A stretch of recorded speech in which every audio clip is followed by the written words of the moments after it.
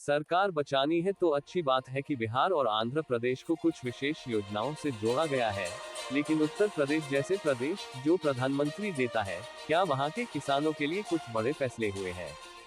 ये सवाल उठाना बहुत जरूरी है। माननीय राष्ट्रीय अध्यक्ष श्री अखिलेश यादव जी ने दिल्ली में बजट के ऊपर बोलते हुए यह महत्वपूर्ण प्रश्न उठाया।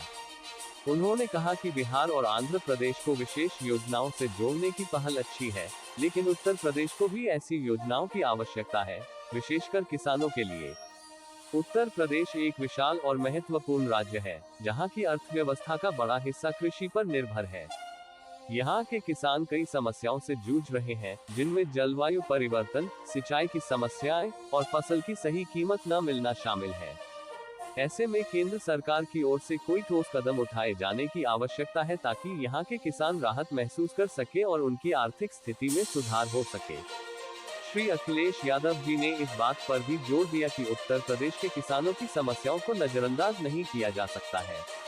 उन्होंने सरकार से अपील की कि वे उत्तर प्रदेश के किसानों के लिए भी विशेष योजनाएं और नीतियां बनाएं, जिससे उनकी समस्याओं का समाधान हो सके और वे भी देश के विकास में अपना महत्वपूर्ण योगदान दे सके।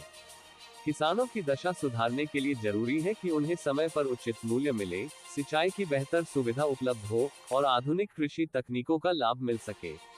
इसके साथ ही उन्हें सरकार की ओर से मिलने वाली सब्सिडी और अन्य सहायता समय पर और सही तरीके से प्राप्त होनी चाहिए। श्री यादव ने ये भी कहा कि केवल घोषणाओं और योजनाओं से काम नहीं चलेगा, जब तक कि उन्हें जमीनी स्तर पर लागू नहीं किया जाता। उन्होंने उदाहरण देते हुए कहा कि कई बार योजनाएं अच्छी होती हैं, लेकिन उनका क्रियान्वयन सही तरीके से नहीं हो पाता, जिससे उनका लाभ किसानों तक नहीं पहुंच पाता।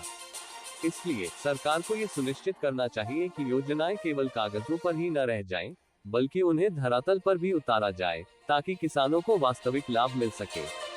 उत्तर प्रदेश के किसानों के लिए विशेष योजनाओं का न होना एक बड़ी चिंता का विषय है और सरकार को इस पर गंभीरता से विचार करना चाहिए।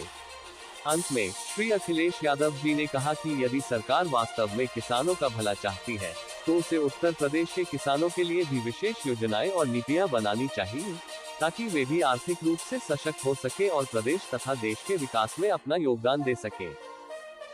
ये नाउम्मीदी का पुरंदा है और शुक्र तो इस बात का है कि इंसान इसमें भी जिंदा है इस समय।